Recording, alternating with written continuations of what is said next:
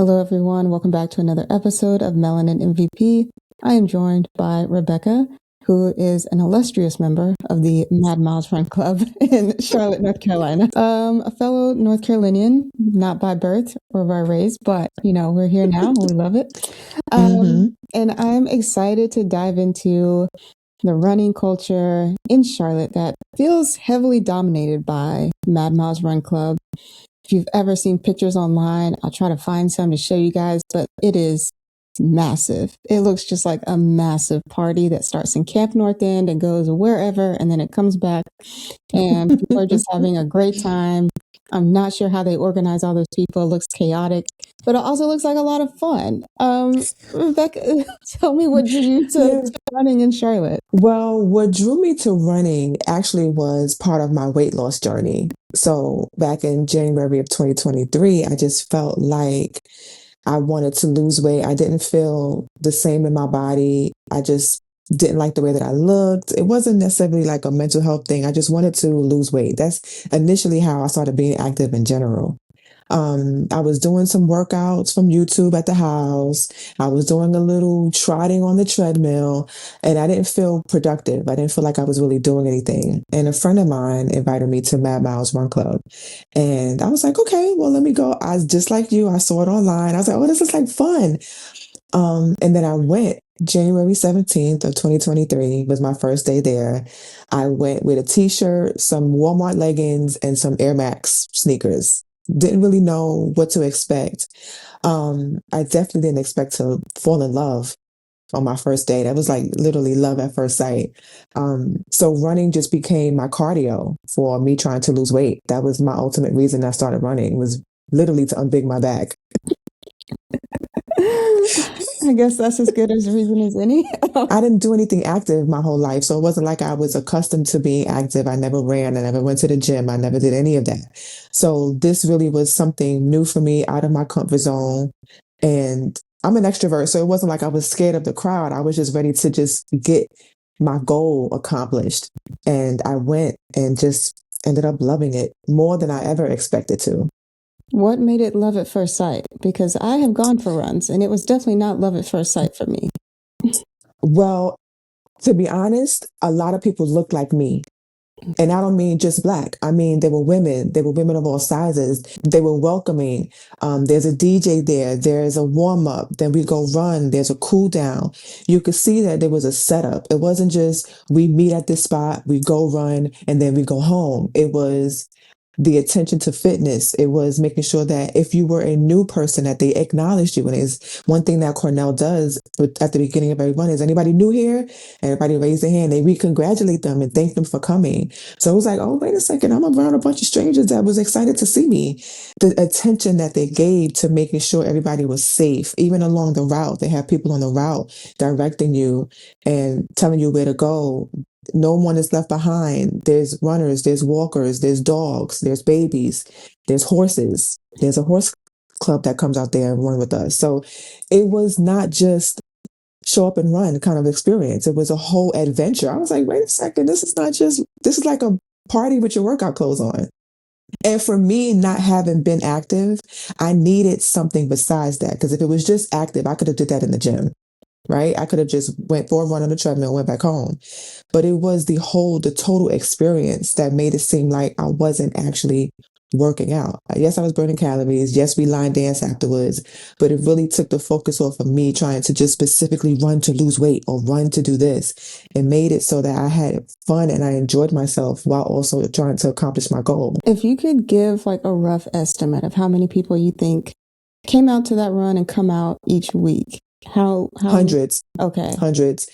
It's hundreds, and in the summertime it's thousands. And I know that sounds like an exaggeration, but I have worked with the committees that we have. We have several committees. That run club isn't just show up and run. We have committees that handle all aspects of the run club: the hydration, the events, the line dancing, the routes, the safety. We have people that come out. We have the police department that have come out. We have the fire department that have come out to make sure that we're safe.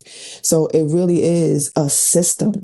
There are meetings that are done early in the morning, late at night to make sure that, okay, now that the weather is getting better, we know that we're going to have a larger crowd. So what do we do to accommodate a larger crowd? Okay, we make sure we have hydration. So in the summertime, there's water there for the runners who don't come with anything.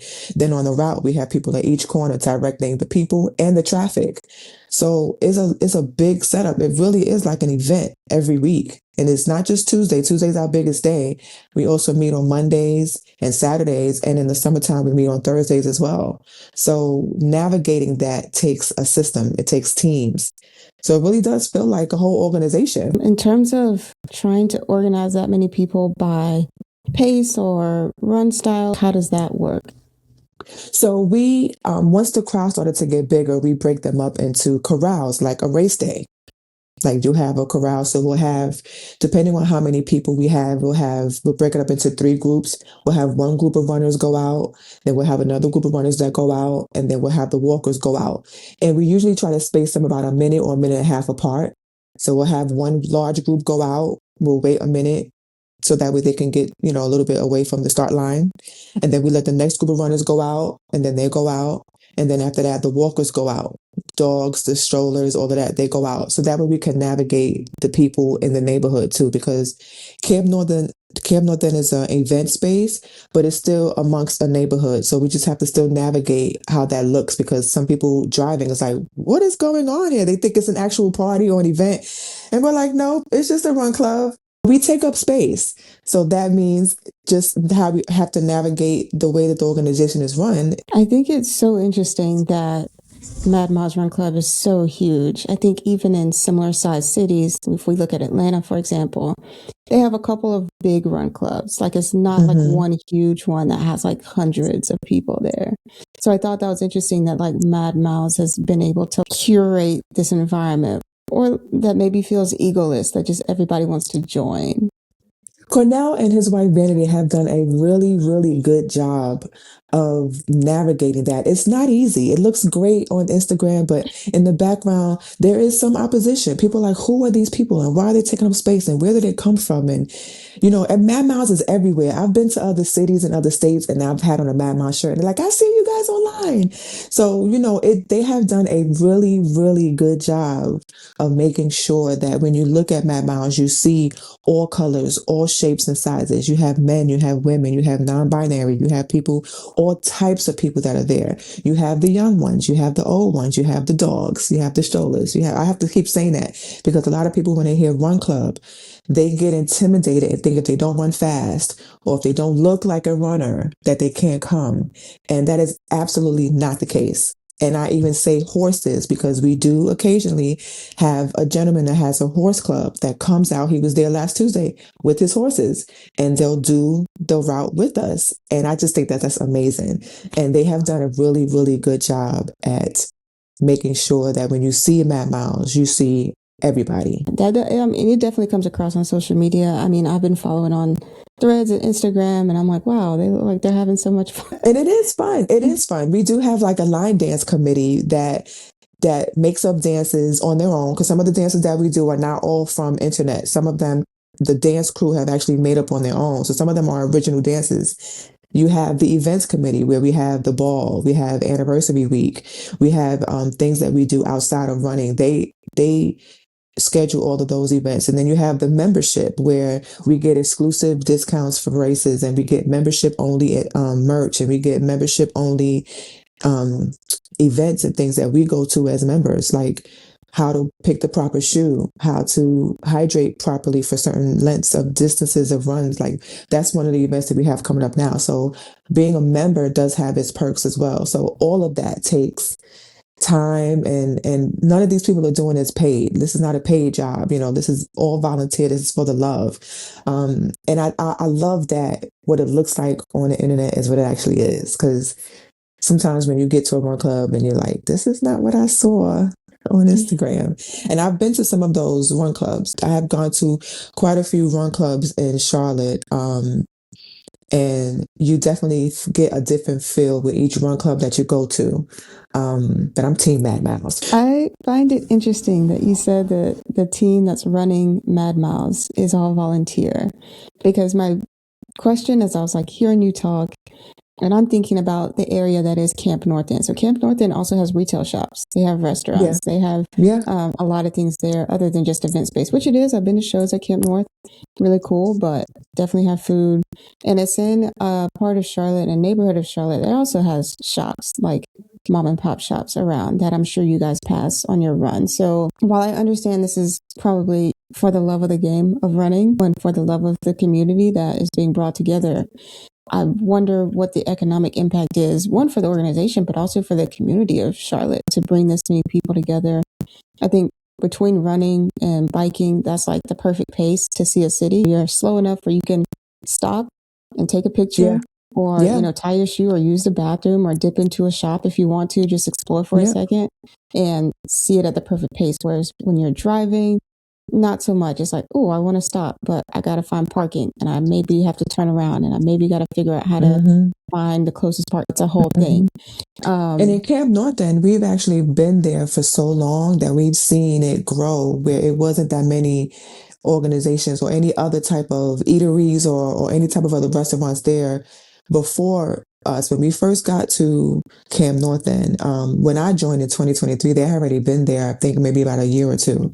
But we have seen, even in these past couple of years that I've been there, a lot of eateries pop up, a lot of other restaurants pop up, apartments are now there. Some of the spaces that were just grass are now as a big parking lot there. So we've seen it grow. And while it's grown, we've remained there. And those businesses that have been there, we patron. There's a pickleball spot, the Tipsy Pickle, that we've gone to. Surefire, that has the bomb burgers. We go there often. There's a halal spot. There's also an event spot. There's an ice cream parlor there. There's a plant place there. So yeah, all of those businesses, they see us. And while we're there, we do patron those businesses that's there too. So it's a gift and a curse too, because sometimes with a large crowd like that, people are skeptical as to what's going to happen, especially when a large crowd is very colorful. If you get what I'm saying, their first drift is not to be like, oh, we're going to get a bunch of customers. Their first thought is, and especially when the crowd is young, who are these people? Why are they here? They're loud. There's a DJ screaming on the mic. There's people running in front of my house. Like, what's going on here? So it's a gift and a curse, but we're there and they have to deal with it. How have they ever voiced those concerns, and how have you guys dealt with maybe some of the public skepticism around Mad Miles?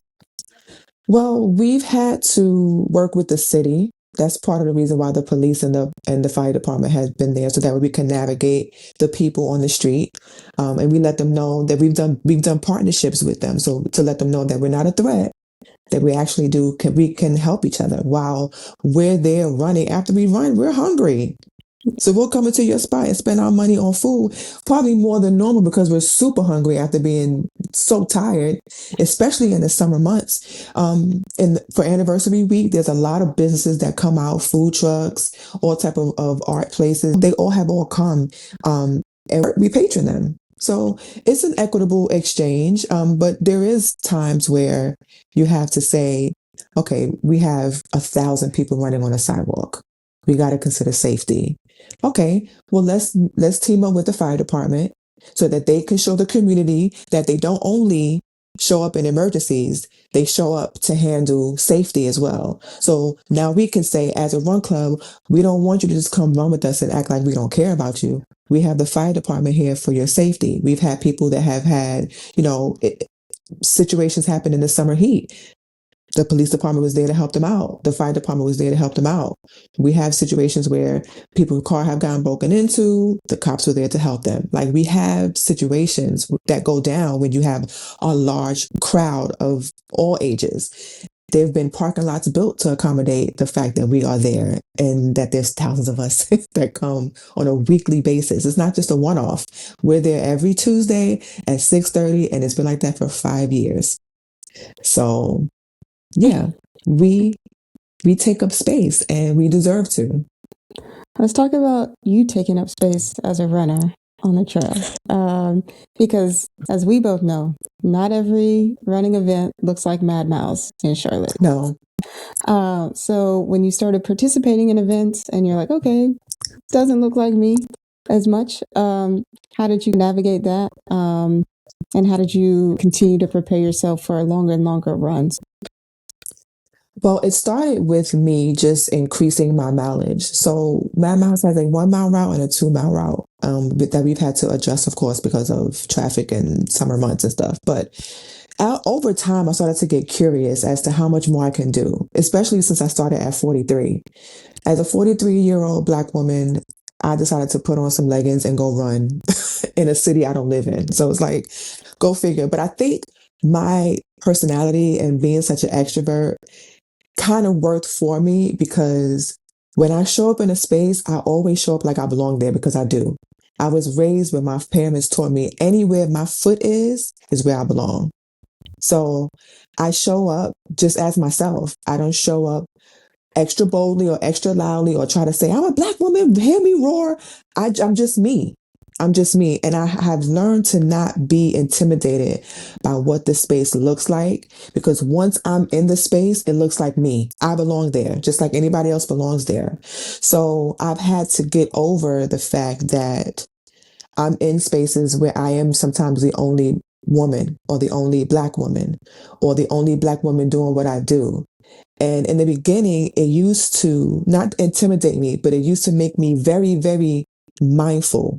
Like, oh, okay, well, let me just prepare myself to behave as the only Black woman here. But then after a while, I didn't care anymore. You see me as the only Black woman here. That's something you got to deal with. I've been a Black woman all my life. So I don't have to adjust in any space because I've been me since the day I was born. Maybe everybody else has to adjust, but that's on them. I love that. I love that. I think that's beautiful.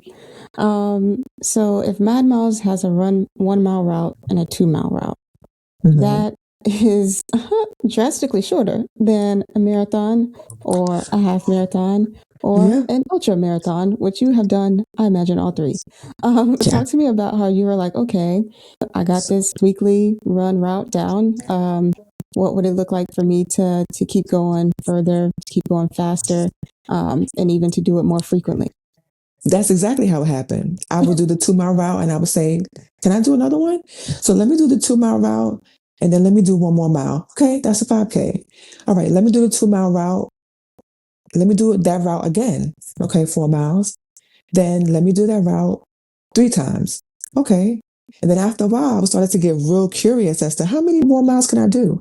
And then, there's a couple of us that meet at 5:30 and do longer routes. So we'll run into the neighborhood. So I started to ask anybody if they wanted to meet at 5:30 to do some longer miles. And there was a couple of us that started to come. And I was like, okay, well then let's do 4 miles, let's do 5 miles, let's do 6 miles.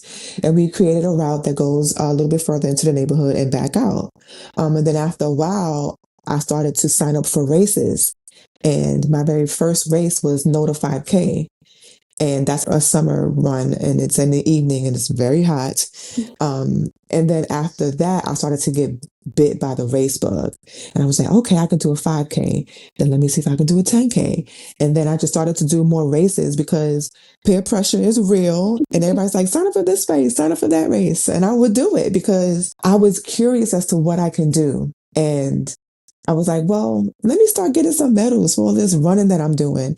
And then you also build friendships and you have people that egg you on and say, okay, if you did 5 miles, you could do 1 more mile and sign up for this race. Okay, yeah, I could do it. And then that's how I actually learned my way around Charlotte because I never really went exploring the town outside of work and home. When I moved here, I was a single mom, so I didn't really go anywhere else but my house and my job. So that was another way for me to study the place that I live in. And then I did the Charlotte Marathon half in November of 2023. And a friend of mine mentioned something about an ultra. And I was like, what's that? Because I didn't know what it was. I knew a half marathon that was it for me. I was a half marathoner and I was happy about that. And then she started to tell me about the logistics of what it is. And it was called Perennial with Human Power Movement, which is the group that I did it with. And it was a 10-hour run. And there wasn't any specific distance that you had to accomplish. You just had to run or move or walk for 10 hours. And I was like, I don't know if I could do that. Like, I know I'm a half marathoner, but that sounds like a lot. And the peer pressure set in, and it was her first time doing it. And she had convinced herself she was going to do it. So she convinced me to do it. So I said, okay, we'll do it together. And ended up doing that. And I went from 13.1 miles to 35 miles. And we stopped. With ultras, the setup is a lot different. It's very, very welcoming to not caring about your pace and also feeling yourself along the way. And if you ask me, my favorite distance is going to be ultra because the community is much different. You don't have to worry about your pace per se. There are some people that still take their pace very seriously. But the point is to get the distance, whatever it is that you're trying to do within a certain time frame. So when I went into that 10-hour race, anything over 13.2 would have been a PR for me because that's the most that I had ever did at that time. So I knew that whatever distance I had met within that 10 hours would have been my longest distance to date, right? And I know that if I had did this, I would have been proud of myself and it would have been something that I have never done in my life. And when I had mentioned it to people, they was like, are you serious? I was like, yeah, I'm going to do it. I knew that I was going to be able to accomplish it because I knew that anything that I set my mind to, I know the Lord was going to help me do it. So I wasn't too scared about it. I knew that if I had prepared myself and really put my mind to it and asked God to come with me every step of the way, that I was going to be able to do it. Anything that I did over 13.1 would have been enough for me. It ended up being 35 and it was in the pouring rain. That is a whole nother story. All of my ultras have been very interesting weather wise.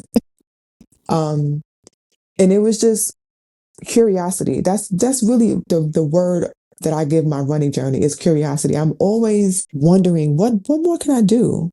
Especially since I'm a quote unquote old lady, right? The old lady, I'm in my 40s and never doing any of this ever in my life. I'm always curious as to what more I can do. Okay, I have so many questions. First of all, let's talk about the locations of these ultras. Are they all on like paved surfaces? Are they trail running? Are they a mix? What's the vibe?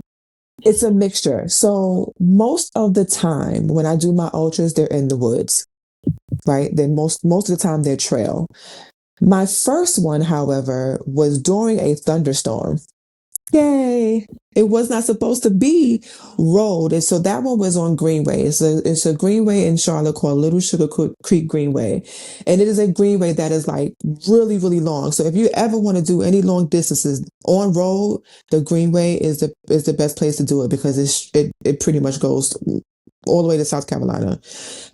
So because it was raining so hard for like the week or two before this ultra, my first one, and it was supposed to be trail, it kept getting postponed. So eventually after the third postponement, the organizer was like, okay, we can't postpone it anymore. We're going to continue to do it. But you can do it anywhere you want. We'll make it virtual where you can do it anywhere you want. Right? Just do it for 10 hours. Make sure that you're recording it, Nike app, Strava, however you record your run, and send us your information. And that's how we'll know that you did it. So me and my friend decided to do it on Little Sugar Creek Greenway. And we broke it up. So the way that we did this ultra, this is how I tell people that they can start getting into ultras without getting in their head about the distance. So an ultra 32 miles is a 50K.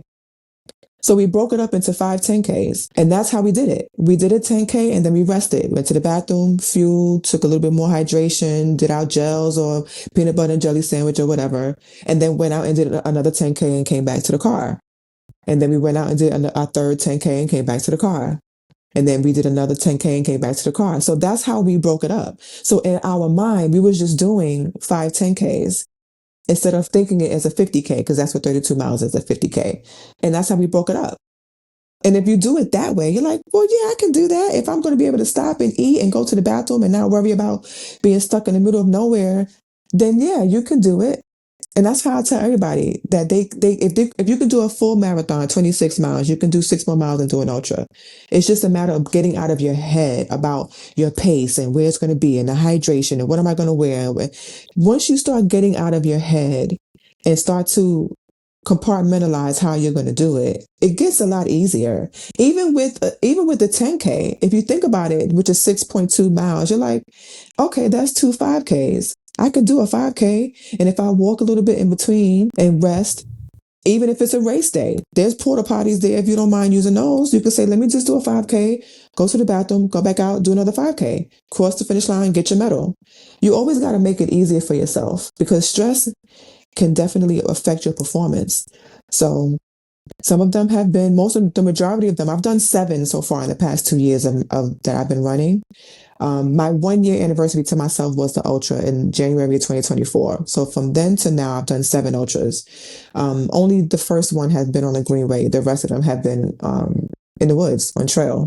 Now with trail running, there are some superhumans that can run trail running fast, right? But with trail running, the gift about it, the good thing is that you do have to consider you're in the woods. So, and you're uneven terrain, you're dealing with animal life, you're dealing with roots on the ground. Is that a rock or is that a snake? What is that, right? So you don't have to go super fast, which also helps with you not getting in your head about speed and pace. I always tell people, no matter what it is, even if it's 1 mile, get out of your head, because what you'll do is you'll increase your heart rate and you'll set yourself up for failure. Believe you can do it. The body is going to respond to whatever you do, but the mind is what really needs to be trained. That's the most training that you do for running, for me, is all mental. The body will respond. If you believe you can do it, then you'll set yourself up to actually do it, and the body's going to respond to it. How many times do we pass a place and we see that it's our favorite food spot and we automatically smell it? Because the mind and the body responds, right? They work together. So if you say, I can do this mile, when you lace up your sneakers to go do the mile, you'll do it. Regardless of how you do it, you do it.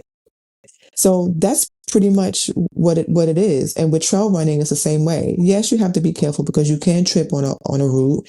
You do have to be careful because sometimes that grass may be covering a hole.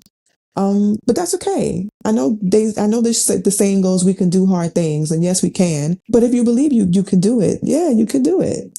The mind is very strong and can get you through most things. I find that a very interesting note, because from what it sounds like, you went from a half marathon to an ultra. So you completely skipped a marathon. You're like, nah, that's too easy. I didn't do a full marathon race until I had did my second ultra. I had did 2 ultras, and then I became a Charlotte Marathon ambassador. And the year that I was a Charlotte Marathon ambassador, I said, I'll do the full that year. So I did the full. You're like, just to make it official, I mean, I guess. Just so I can just so I can say I did an official full marathon race, I did the Charlotte Marathon as an ambassador. So it made sense. That's so funny. That's why I say I love an ultra so much. The stress level is so much lower when you're dealing with ultras. And it's so weird for people to understand that, because they figure the more miles, the more stress. But it's not like that in the ultra world. Mm-hmm. It's very supportive. It's very helpful. You get to stop. You get to rest. You get to take your break, even if it's just to fuel or if it's to use the bathroom or to lower your heart rate. It's not as stressful as a full marathon. A full marathon, you got to do it in this amount of time. If you don't have a certain pace, you can't even sign up for the race, because the streets got to close at some point. We have races that have 13-minute mile cutoffs. So if you run a 14-minute mile, 15-minute mile, you can't even sign up for that race. It's not like that in the ultra world. You can actually walk your entire distance if you want. If you don't mind being on your feet for that long, then you can do it, especially when you're dealing with time frames. Like the perennial is a 3-hour, 6-hour, or 10-hour race. So if you want to walk for 3 hours, you can. If you want to walk for 6 hours, you can do that. If you want to sign up for the 10 hours and walk the entire time, even if you speed walk, you can do that. You don't have to run. With some of these races, with the time cutoff, I've known people that have just not signed up for it because they're like, I know by mile 3 or mile 4, I'm going to slow down and I won't make the cutoff. And then a bus is going to come get me. So I'm not even going to sign up for the race. So it's stressful when you're dealing with that. But in the ultra world, not so much. I can see that. I think that's a beautiful note to end on. I appreciate you coming on the show. You're more than welcome. My pleasure.